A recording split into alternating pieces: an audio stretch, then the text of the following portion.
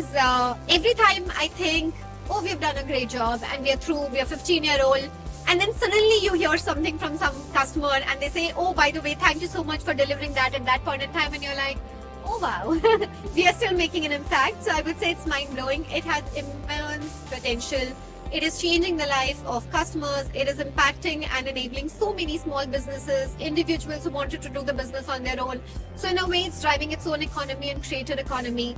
At the same time, what you're doing is you're building these complex supply chain and payment ecosystems that are actually driving on behest of e-commerce, right? I mean, buy now, pay later is the prime example. If e-commerce did not exist, buy now, pay later would not have seen the type of sharp growth that it did, right? So I think it's become like an ecosystem enabler, so which is why I called it mind-blowing. But that's how I would describe it. E-commerce is the future. Okay. That's the one word that I would say, because I believe moving forward, even every businesses, they might be adapting to the e-commerce to how they do the business online and attracting and reaching the new market through the online channels. I think it's definitely experience. It's how a customer comes and enters your store. It's about the whole experience entirely, all the way from entering to purchasing and checking out. I would say exciting, just because like I said, in e-commerce, I think things are always changing. There's always new things happening, new technologies to utilize.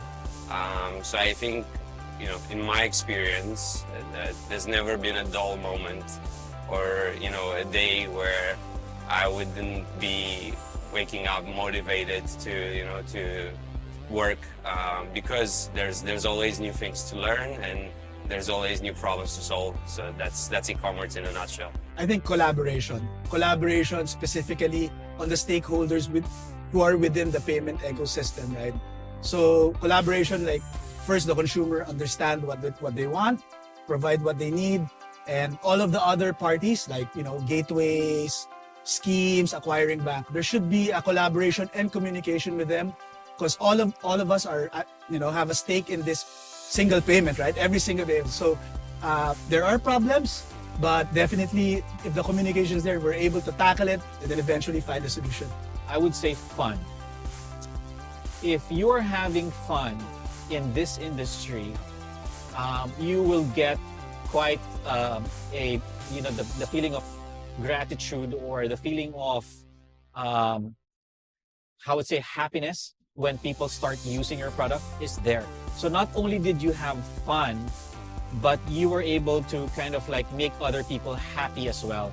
And I'm telling you, the first time you're sitting in a restaurant and you hear the table behind you say, hey, can you join my group stash in Tonic? And let's put together an account. And you hear it and you're like, wow, that's something I built together with my team. That's something we delivered. And we had so much fun doing it. And here are people talking about it, using the service. It kind of brings you to another level of joy and happiness of what you do. And I say, yeah, just have fun. It's evolving. So years ago, you wouldn't have realized that people can now onboard through their phones. Okay? Years from now, who knows? Maybe as soon as you hit the appropriate age, in our jurisdiction is 18, suddenly you get to choose from your Alexa or Siri or Google bank accounts, and you just have to say, hey, open my bank account, and your voice print becomes your KYC. So it's evolving. It's an exciting time to be in the banking space.